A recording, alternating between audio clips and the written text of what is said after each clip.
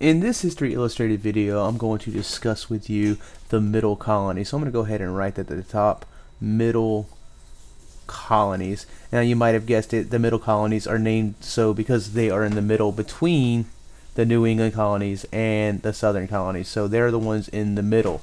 So let me go ahead and just start by showing you the first one, New York. It is probably one of the most important colonies in our history. It becomes one of the most important cities in the history of the world, and it all started not by the English. It started by the Dutch. The Dutch are what the people from the Netherlands are called. They started New York. They didn't call it New York, though. They called it New Amsterdam. That's the name of their major city in their country, Amsterdam. They named it New Amsterdam, and in about 1664, the English saw how well they were doing. They were making a lot of money, and they got a little jealous and showed up with a bunch of warships and said, you know what, we're going to take your colony and we're going to rename it New York. Now, New Jersey is a part of that story. New Jersey was a part of New York at the time. And when the English took it, they decided, you know what, this is really big. Let's just go ahead and split it up. You can have New Jersey, we'll take New York. So all of these guys and their friends decided to split it up, and let's go ahead and still focus on the main important thing, though, and that is money. So they were making a lot of money. The Dutch started both New Jersey and New York, but the English had stole it from them and renamed it some very English names. All right, with that in mind, I want you to focus on Pennsylvania.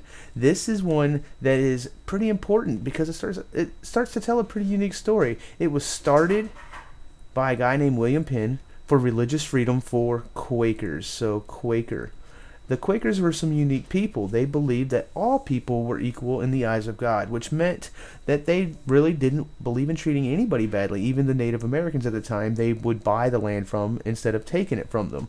So the Quakers started Pennsylvania for religious freedom, but they would offer opportunities for any religion. They didn't care what religion you were. William Penn, for example, said that he was starting a holy experiment, which is the idea he had in his mind to mix all the religions together and get along. It was an experiment, and it was holy because it was a religious-based thing, and for the most part, Pennsylvania worked out pretty well. There is one colony left in the middle, though, and it is Delaware. Delaware was actually a part of Pennsylvania originally, but they felt that they were pretty far away from the center of Pennsylvania and the capital. They're a very similar story to New Hampshire. They asked for some freedom, basically, from William Penn in Pennsylvania. They asked to have their own charter so they can run themselves, and it was given to them, so they gave them a shot.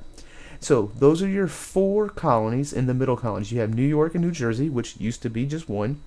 They were started by the Dutch and taken over by England by force. They showed up with guns and said, give it to us. And then Pennsylvania was started by the Quakers, a very interesting religion who thought that everybody was equal. So they let anybody move in.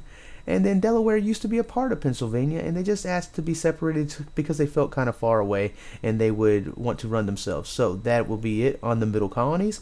The next video will cover the Southern Colonies, so go ahead and go to that one next.